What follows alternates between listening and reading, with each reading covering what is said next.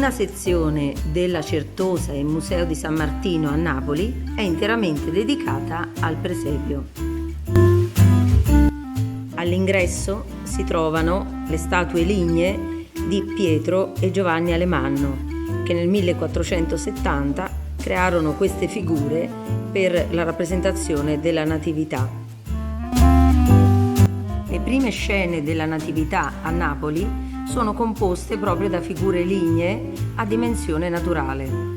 Vengono realizzate per cappelle all'interno delle chiese. La grandezza di queste statue le rende adatte solo per spazi molto grandi. Questo non permette la diffusione del presepio all'interno delle case private. Purtroppo di queste opere molto belle non ci rimangono che pochi elementi. Molti di questi presepi sono andati distrutti, persi nel corso del tempo e possiamo solo ammirare alcune di queste statue. Con il tempo la dimensione delle statue inizia a ridursi. Oltre alla dimensione cambia anche la realizzazione. Non più statue lignee policrome, ma manichini in legno con gli arti snodabili e poi rivestite con abiti. La grande varietà di personaggi che vengono realizzati ci permette di conoscere l'umanità dell'epoca, sia i personaggi più ricchi, nobili, benestanti, ma anche il popolo. E qui vediamo anche riprodotti tutti i mestieri che venivano svolti all'epoca. Tali statue sono una vera e propria fotografia dell'epoca, con gli abbigliamenti tipici, ma anche gli strumenti di lavoro o gli ornamenti che venivano utilizzati come gioielli, oppure gli strumenti musicali che venivano utilizzati. Uno spazio importante è dedicato ai magi ed al loro corteo. Si immaginano questi tre personaggi provenienti da lontano come riccamente abbigliati e seguiti da molti servitori. Oltre al loro abbigliamento sfarzoso e ai gioielli che indossano, i servitori e il corteo hanno anche armi e strumenti musicali. Inoltre i magi recano doni e quindi ci sono anche molti oggetti in argenteria. Nel corteo, oltre ai servitori, agli armigeri e ai musicisti, compare spesso un personaggio particolare, un quarto magio, esattamente una donna vestita in modo esotico e che ha un volto lucente e lineamenti eleganti, con la pelle molto chiara. Non sarebbe altro che la dea Diana, personificazione della luna e del principio universale femminile. Tale figura viene chiamata la Giorgiana e segue i magi a piedi oppure su una portantina sorretta da servitori.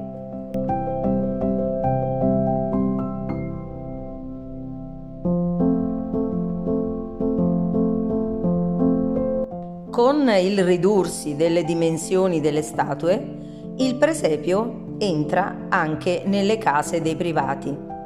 Si tratta delle case degli aristocratici, ma anche della reggia dei re borbonici. La Natività viene posta su una scenografia chiamata scoglio, che viene realizzata in sughero e cartapesta. È ricca di personaggi, così come è ricca di vita la città di Napoli.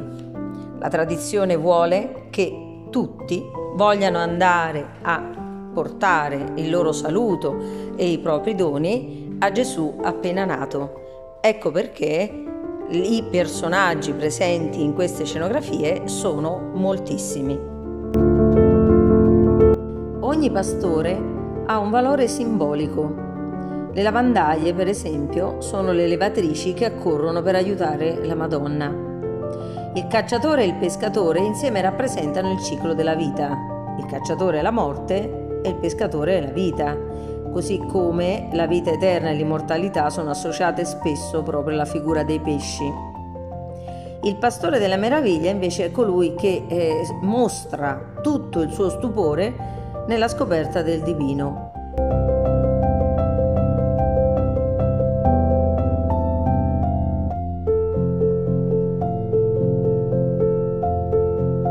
Molte figure portano i segni delle malattie dell'epoca, come per esempio il gozzo, malattie dovute spesso alla malnutrizione.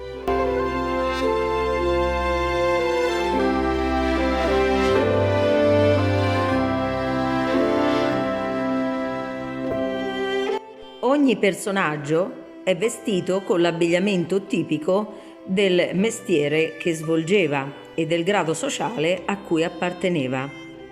Si possono così vedere i costumi dei pastori e i loro strumenti, oppure i vestiti della borghesia, sia maschili che femminili. Vengono riprodotti anche i cibi che venivano consumati, ceste di verdura, ceste di frutta, realizzati con la cera, che permette di riprodurre frutta e verdura in maniera veramente eccelsa. Gli strumenti musicali venivano fatti dagli stessi liutai, perciò perfetti come quelli reali. Anche le decorazioni sul vasellame riproducono quelli che andavano di moda in quegli anni.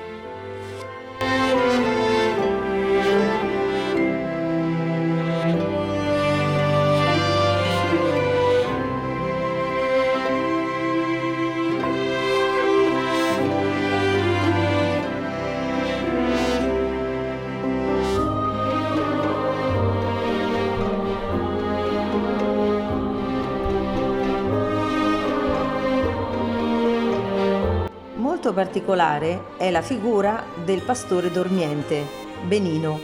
Benino è un pastorello adolescente. Mentre dorme, sogna la nascita di Gesù e intraprende un cammino per giungere fino a lui.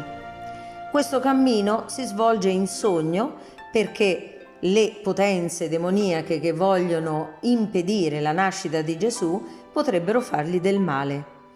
Solo dopo essere giunto in sogno fino a Gesù, Benino si può svegliare ed andare realmente fino alla natività. Molti non considerano il presepio come un'opera d'arte, o tutt'al più la considerano come un'opera d'arte minore. Ma guardando queste opere ci rendiamo conto che non è affatto così. Molti scultori importanti si sono cimentati nella modellazione dei pastori per il presepio. Il più famoso è sicuramente Giuseppe Sammartino, l'autore del Cristo velato, che dà inizio a una vera e propria tradizione scultorea nell'ambito del presepio.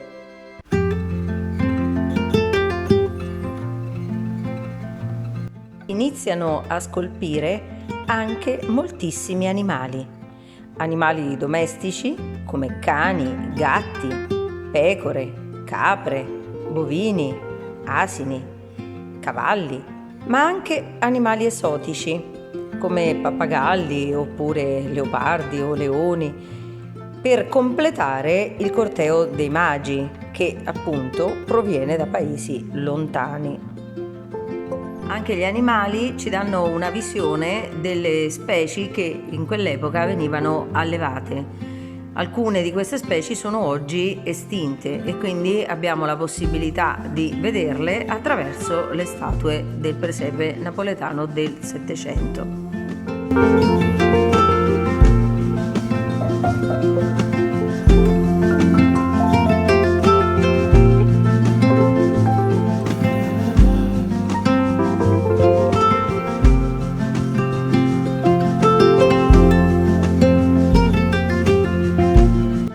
Un posto d'onore è dedicato al famoso presepe Cuciniello. Questo presepio deve il suo nome al collezionista Michele Cuciniello, che nella metà dell'Ottocento iniziò a collezionare le statue del presepio napoletano del Settecento. Successivamente realizzò anche lo scoglio, cioè la scenografia, dove sistemare i suoi preziosi pastori.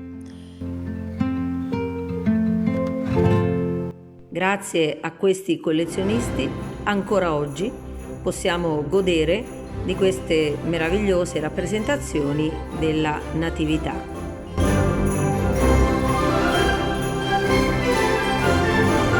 La scenografia è corredata di un ciclo giorno-notte che ci permette di osservare la scena nelle varie ore del giorno e con diversi tipi di illuminazione.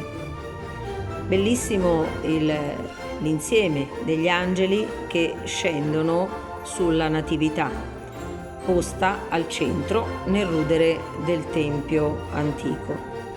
Ai lati si svolge l'attività di tutti i giorni sia della città che della campagna.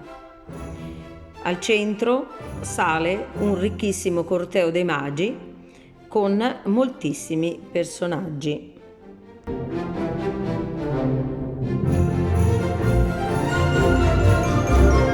Come detto precedentemente, la riduzione della dimensione delle statue permette la diffusione del presepio anche all'interno delle case private e non più solamente all'interno delle chiese.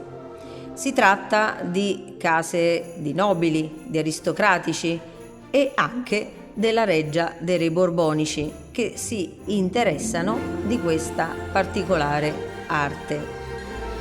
Questo è dovuto all'alto costo di realizzazione sia dei manichini che degli abiti per rivestirli, ma anche poi di tutti gli oggetti che servono per completare la scenografia, che non ha un costo quindi accessibile a tutti.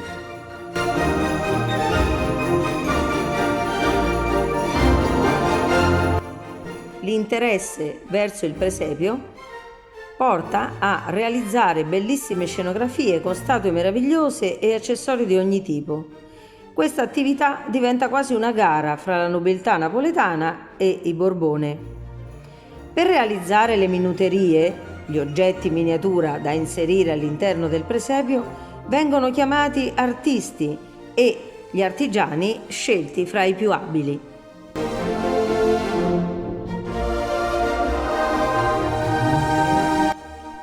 Molti dei tessuti utilizzati per gli abiti delle statue del presepio sono stati creati nelle reali seterie del borgo di San Leucio di Caserta.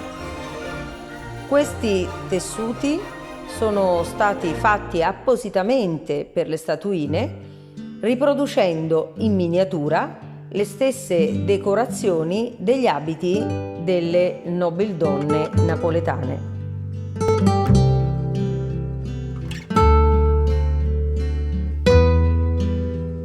La scenografia segue delle regole ben precise. La Natività è posta al centro, in un punto rialzato, all'interno del rudere di un tempio classico, di epoca greco-romana. Questo è dovuto probabilmente al fatto che proprio in quegli anni si stavano compiendo i primi scavi archeologici nella zona di Pompei. Per salire al tempio c'è una ripida strada, spesso una scalinata, dove si sistema il corteo dei magi. A destra e a sinistra ci sono scene di vita popolare. Da un lato scene di vita cittadina, quindi con le case, le viuzze, il mercato, i negozi, l'osteria. Nell'altro lato invece troviamo scene di vita campestre, quindi con grotte, con i pastori, le loro greggi, e qui quindi troviamo anche la scena dell'annuncio ai pastori. In alto ci sono gli angeli che scendono verso la Natività.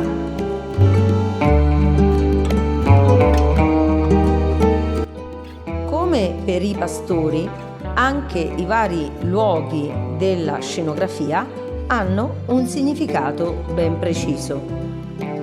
Vediamone alcuni.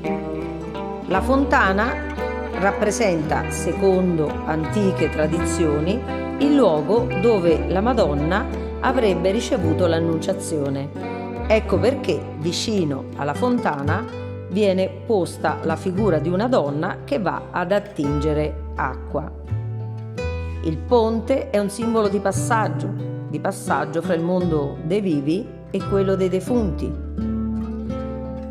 Il mulino con le sue pale raffigura lo scorrere del tempo. Inoltre nel mulino si produce la farina, che può diventare pane, che è un alimento indispensabile.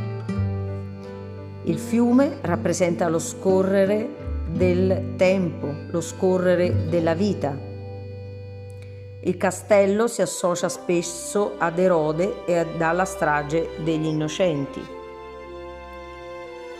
La taverna o l'osteria è invece un luogo pericoloso. Il bambino, nascendo, corre dei rischi legati a esseri demoniaci inviati da Satana che vuole impedirne la nascita.